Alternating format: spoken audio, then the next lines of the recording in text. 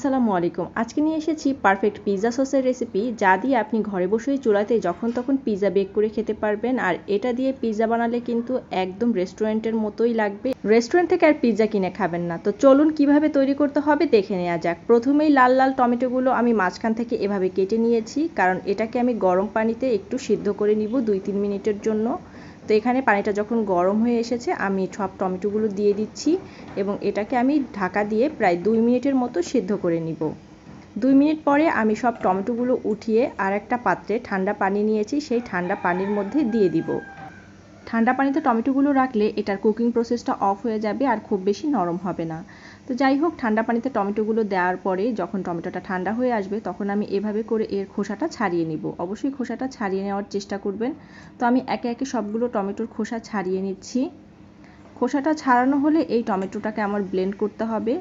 তার আগে টমেটোর এই মুখের অংশটা কিন্তু চাকু দিয়ে ভালো করে কেটে নেবেন। সবগুলো টমেটোর এই মুখের অংশ কেটে নেবেন।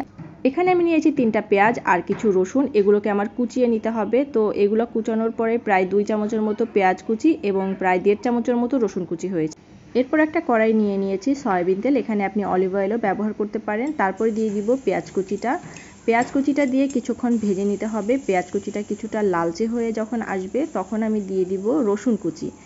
তো সময় নিয়ে একটু ভেজে নেবেন পেঁয়াজ কুচিটা ভাজা হয়ে গেলে এখানে আমি দিয়ে দিচ্ছি রসুন কুচি। পেঁয়াজ রসুনটা ব্রাউন করে ভেজে নিব। আর এখানে আমি টমেটোটা ব্লেন্ডারে ব্লেন্ড করে নিয়েছি, ভালো করে ব্লেন্ড করে নিতে হবে। আর এখানে যে বিচিগুলো আছে টমেটোর, সেগুলো থাকলে সমস্যা নেই। পেঁয়াজ রসুন ভালো করে ভাজা হয়ে গেলে এখন দিয়ে দিব টমেটো পেস্টটা। তো টমেটো পেস্টটা দিয়ে এখানে আবার কিছুক্ষণ এটাকে নেড়ে নিতে হবে, ভালো করে রান্না করে নিতে হবে। অল্প আছে রান্না করবেন, না হলে তলায় লেগে যাবে কিন্তু। এরপর আমি দিয়ে দিচ্ছি এখানে 1 চামচের মতো মরিচের গুঁড়া দিয়েও এটাকে ভালো করে রান্না করে নিচ্ছি। এরপরে দিচ্ছি প্রায় 2 চামচের মতো এখানে চিনিটা অবশ্যই দিতে হবে টেস্টের একটা ব্যালেন্স আনার জন্য। তো চিনি দিয়ে এটাকে আবার আমি একটু সময় নিয়ে রান্না করে নিচ্ছি। আর এই পিৎজা সসটা দিয়ে যখন পিৎজা তৈরি করেছি এতটা মজা হয়েছে যে কি বলবো। তো আমি এই পর্যায়ে কিন্তু একটু ভিনিগারও ব্যবহার করেছি প্রায় 1.5 চামচের মতো। সবকিছু আমি আমার চোখের আন্দাজে দিয়েছি, তবে আমি পরিমাপ আপনাদের বলে দিচ্ছি। আর এখানে কয়টা টমেটো নিয়েছি সেটাও আপনারা দেখেছেন। তারপর এই পর্যায়ে আমি দিয়ে দিচ্ছি কিন্তু চিলি ফ্লেক্সটা অবশ্যই দেওয়ার চেষ্টা করবেন। এখন আমি দিয়ে দিচ্ছি অরিগ্যানোটা কিন্তু পিৎজা সসের একদম মেইন একটা ইনগ্রেডিয়েন্টস, অবশ্যই এটা দিতে হবে। সেই সাথে আপনি বেজল লিভও দিতে পারেন। আমার কাছে বেজল লিভটা নাই, যার জন্য আমি বেজল লিভ ছাড়াই এটা তৈরি করেছি। তো একটু সময় নিয়ে পানিটা শুকিয়ে নিতে হবে। যখন এরকম থকথকে একটা পেস্টের মতো হয়ে যাবে তখনই আপনার এই পিৎজা সসটা কিন্তু রেডি। তো এটাকে আপনি একটা কাচের জারে সংরক্ষণ করবেন।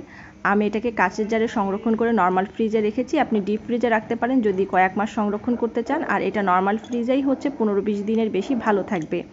যাই হোক, এটা দিয়ে আমি পিৎজা তৈরি করেছি এবং পিৎজাটা এতটাই মজা হয়েছে, এটা খাওয়ার পরে মনে হচ্ছে রেস্টুরেন্টে আমার আর কখনোই পিৎজা কিনে খেতে হবে না এবং পারফেক্ট একটা কনসিস্টেন্সি এসেছে। এই ভিডিওটা আজকে এখানেই শেষ করছি। ভিডিওটা কেমন লাগলো অবশ্যই কমেন্ট করে জানাবেন। আর এই পিৎজা সস দিয়ে আমি চুলাতেই পিৎজা বেক করেছি, সেই ভিডিওটা খুব দ্রুত আমি আপলোড করব আমার চ্যানেলে এবং পেজে। অবশ্যই ধৈর্য ধরে আমার পেজ এবং চ্যানেলের সাথে থাকবেন এবং ভিডিওগুলো মনোযোগ দিয়ে দেখবেন। আমি চেষ্টা করেছি সকল টিপস অ্যান্ড ট্রিক্স সহ আপনাদের সাথে ভিডিওটা শেয়ার করার। কোনো রকমের প্রশ্ন থাকলে অবশ্যই কমেন্টের মাধ্যমে জানাবেন। আর আজকের মতো এখানেই শেষ করছি। সবাই ভালো থাকবেন, সুস্থ থাকবেন। আসসালামু আলাইকুম, আল্লাহ হাফেজ।